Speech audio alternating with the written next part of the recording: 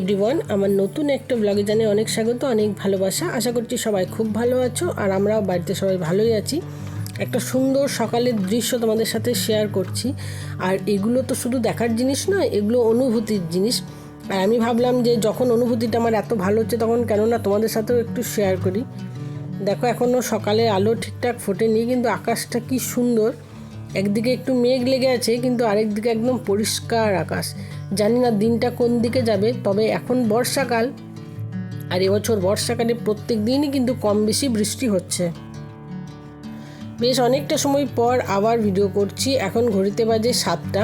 মেয়ে উঠে গিয়েছে, মেয়ের পরীক্ষা চলছে, তো সেজন্য মেয়ে পড়তে বসবে। আর আমি এখন এসেছি এই বিছানাটা পরিষ্কার করতে। বাড়িতে যদি বাচ্চা থাকে তাহলে সব থেকে বেশি যে জায়গাটা অগোছালো হয় সেটা হচ্ছে বিছানা। তো দেখো, এই বিছানাটা কিন্তু মেঝের মধ্যে পাতা আছে, তোমরা জানো, কারণ আমাদের যে খাটটা সেটা পালিশ করা হয়েছে, তো সেটা নতুন ঘরে চলে গিয়েছে। যেহেতু আমরা নতুন ঘরে শিফট করে যাব, তো এখন বিছানাগুলো এখানে আছে। যখন এই বর্ষাকাল কেটে যাবে, সুন্দর রোদ উঠবে, তখন এই বিছানাগুলো সমস্ত রোদে দিয়ে আমাকে আবার ওই ঘরে পাততে হবে।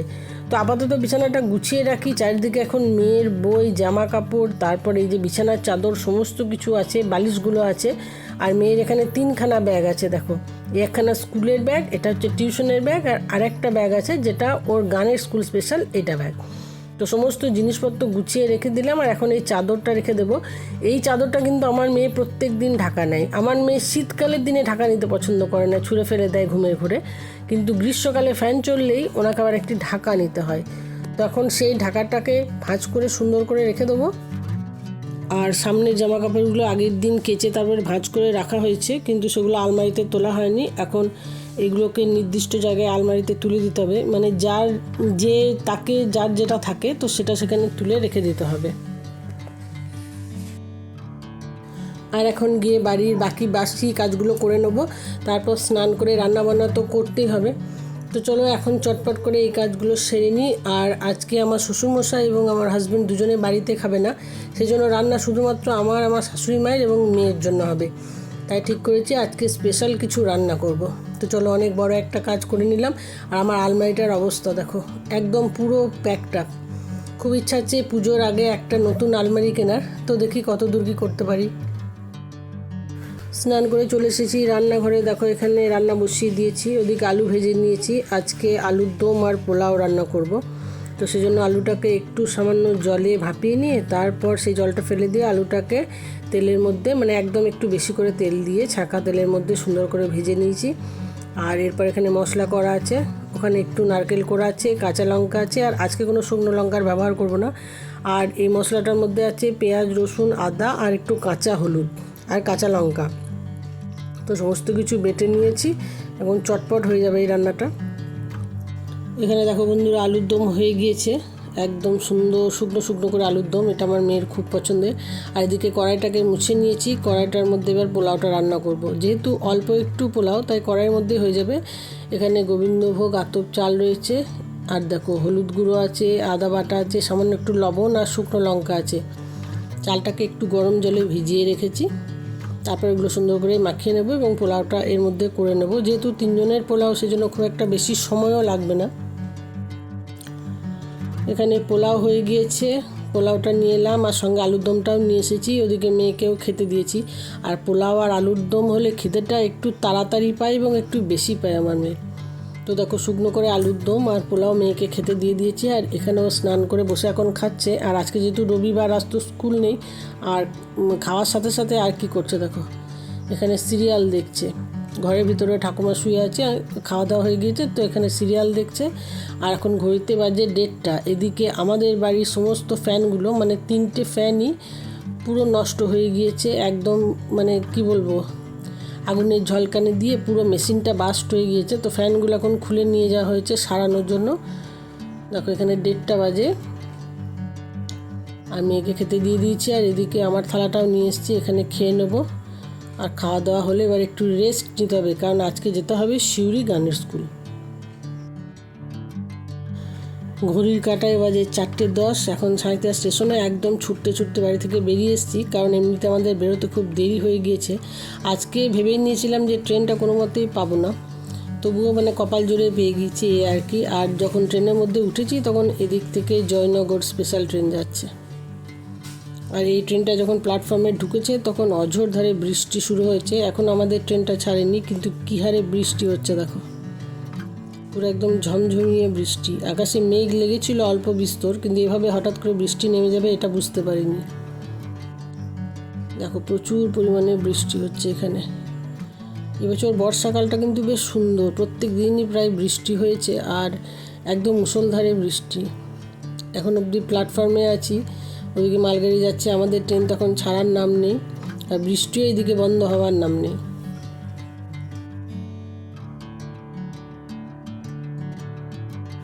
আর এদিকে ক্যামেরা অন করলে এই ভদ্রমহিলাকে বেশ কিছু স্টাইল দিতে হবে। দেখো ক্যামেরা অন করলেই একদম মানে স্টাইল করতেই হবে।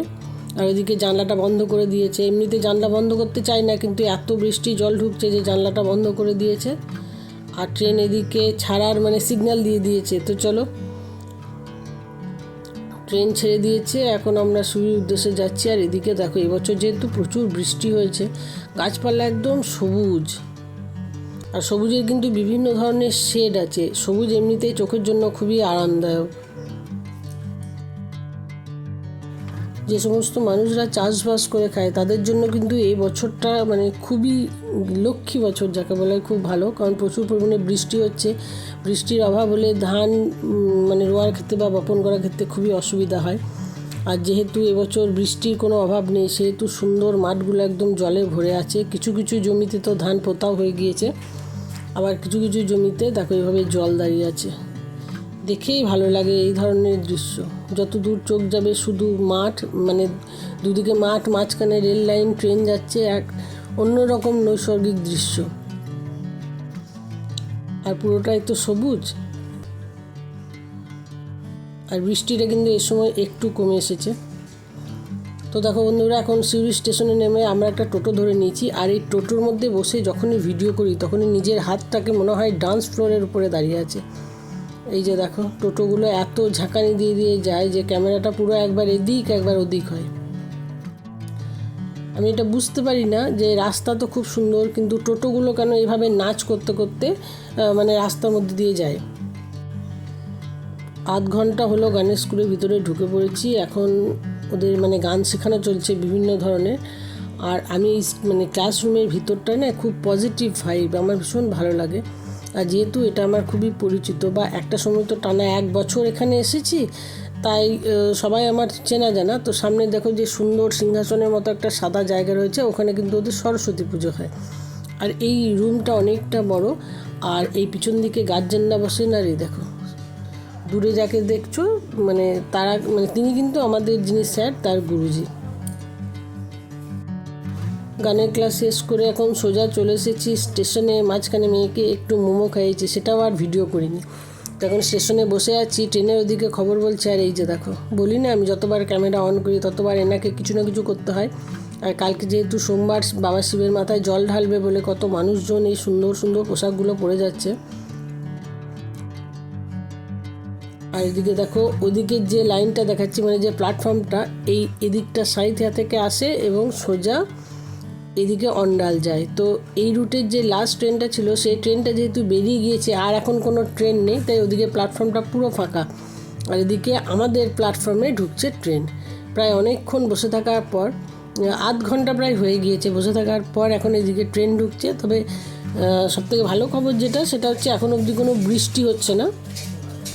বৃষ্টি হলে এমনিতে একটু অসুবিধা হয়, তখনও কোনো বৃষ্টি হচ্ছে না। তো চলো এখন সোজা বাড়ির পথে যাই। এমনিতে খুবই ক্লান্ত, আর আজকে যেহেতু খুব ছুটতে ছুটতে যাওয়া আসা হয়েছে, তাই শরীরটা এমনিতেই একটু বেশিই ক্লান্ত হয়ে পড়ছে।